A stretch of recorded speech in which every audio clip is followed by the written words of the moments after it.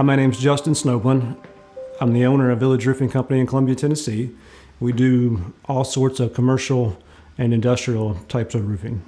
The big benefit I can see to the SeamShield technology is it saves the guys some time if it is a dirty job site or a re-roof or muddy or something like that. So, like I said, the guys aren't down on their hands and knees having to manually clean it with rags and cleaner and stuff. So there's definitely a benefit to being able to just leave that like it is, not have to worry about the dirt and the mess, and the guys just to be able to pull that plastic off, that release paper off as they're going, and know that they've got a good clean lap to weld.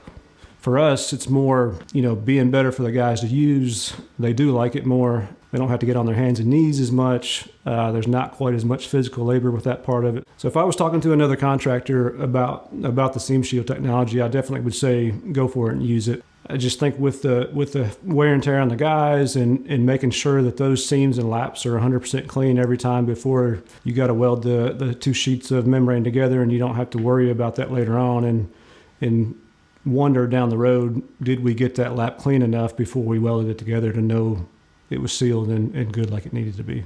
I think as an estimator, if you think about the time and the efficiency and just like you said earlier, the morale of the guys being better because you got nicer, newer technology and things that make the job easier on them, then all those things tend to add up on a project. And at the end of the day, is it always about money?